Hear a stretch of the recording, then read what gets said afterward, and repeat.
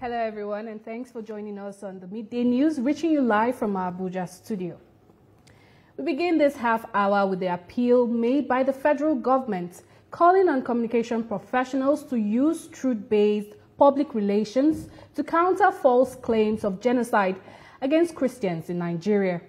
This call is from the Minister of Information and National Orientation, Mohammed Idris, during the unveiling of the World Public Relations Forum in Abuja.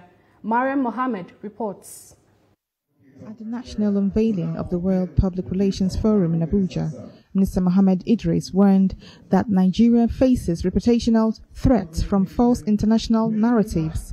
We must come to terms with existential reputational threats to our national brand, in which external purveyors of untruths are mischaracterizing our nation as a destination for a so-called persecution of people based on their religious faith. This is a propaganda externally woven by those who want to break or weaken our unity. The Minister of Aviation and Aerospace Development, Festus Keyamo, assures that Nigeria's airports will offer a world-class reception for delegates attending the forum. To be your first point of contact, we are going to be ready at the airport to ensure that all of those who you have invited to Nigeria, they see a very good, welcoming atmosphere when they arrive at the country. For the Nigerian Institute of Public Relations, the unveiling marks the start of a national campaign to showcase Nigeria's communication strength and readiness to host the world. That we are going to give you the biggest, the brightest, and the boldest World Public Relations Forum you have ever held in the world. And I went further to boast, if you find any country on earth that we beat our record 5 years after, come and take my trouser. Other stakeholders present emphasized that the event is not just hosted by the NIPR, but by all Nigerians. Customs will be important, immigration will be important, civil defense will be important, the military, the police, the market woman, people selling goods in the market, everybody is a total whole of society approach that we must take to ensure that we give the rest of the world a very good experience when they come to Nigeria. With the unveiling of the 2026 World Public Relations Forum in Abuja, Nigeria is stepping forward as a voice of truth, peace and unity, setting the tone for a new era of global communication leadership. Maria Mohammed, TVC News, Abuja.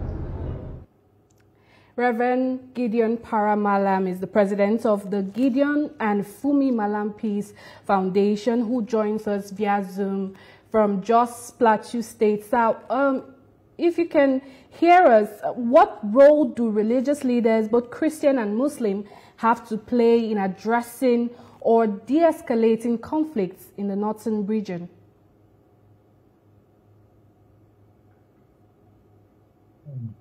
Thank you. The role religious leaders do play and should play is one of moderation.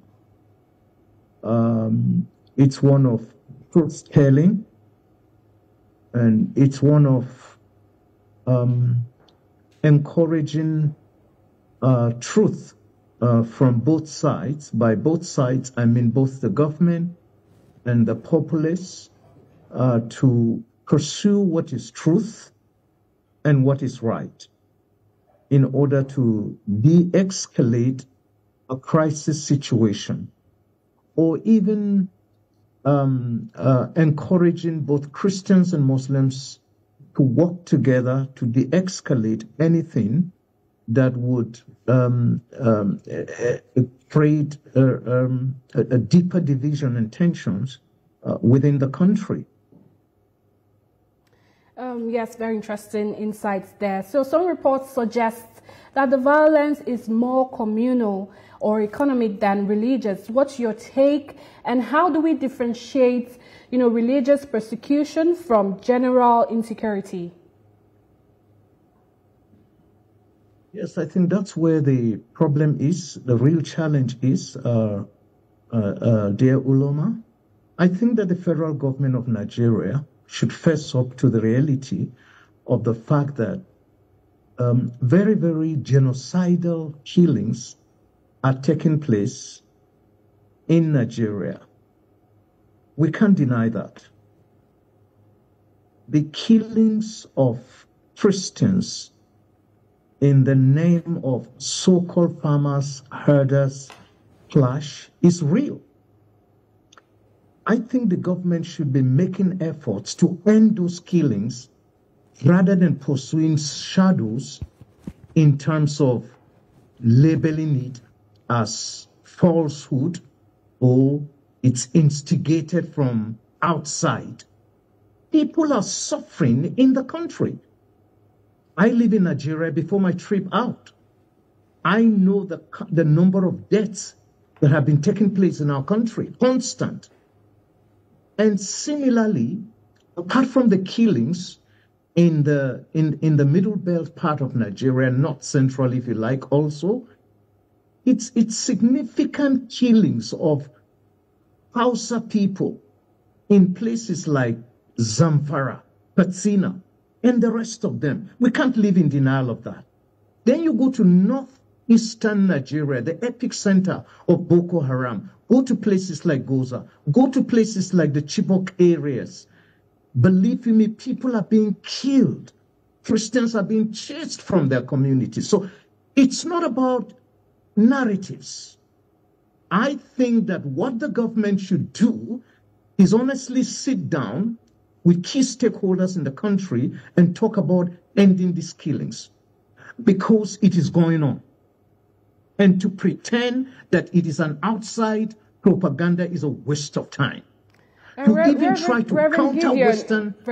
Gideon, we already established, what the government is meant to do, but how can ordinary citizens take responsibility? How can they help in mitigating this kind of violence?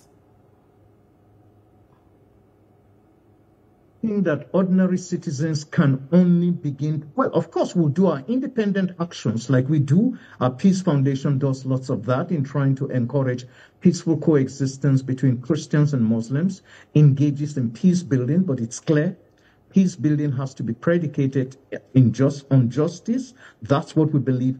That's what we promote. So what do you want? The citizens are suffering. Take, for instance, the young pastor who is crying for all you care to hear, Dachomo, is simple. His people are being killed.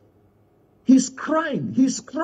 He needs to be heard and not needs to be countered. The federal government must never use the government as a bully pulpit to threaten people or to scare people into silence. No, I think this is the time for the government to get her acts together, work internally to end the killings. If you stop the killings internally, we're out of time, Reverend Gideon. We're out of time. There will be no. Okay, it's all right. Thank you so much for sharing your insights. Thank you for sharing your insights. That's Reverend Gideon from Oxford, United Kingdom. Now let's move on to other stories, but we'll be back in Abuja. Let's turn our attention to Borno State, where the National Emergency Management Agency, in collaboration with the World Bank and Borno State government, has organized a 2-day capacity building workshop on emergency preparedness and response in Maiduguri. The training focuses on strengthening the capacity of key players in disaster management and improving coordination among emergency responders. Senior reporter Jesse Tafida tells us more. Borno State, long tested by insurgency, displacement, and natural disasters, continues to confront complex humanitarian and environmental challenges. Over the years, the state has battled the twin impacts of conflict and climate-induced disasters, displacing thousands and destroying livelihoods across several communities. In a proactive move to prevent such devastations in the future, NEMA, in partnership with the World Bank and the state government, convened this 2-day workshop to enhance preparedness, coordination, and rapid response capacity in emergencies. We want this same effort to be replicated to the local government by establishing and strengthening local emergency management agency, providing institutional capacity, and providing the right kind of equipment that will help them in achieving their set objective. To do a pilot assessment across 7 states, including Borno State, and by this we are going to come up with actionable programs that we can partner with the states and also for the state governments for them to be able to undertake some activities to improve their own emergency preparedness and response. But no state government has been doing a lot to see that we prepare for unforeseen emergency.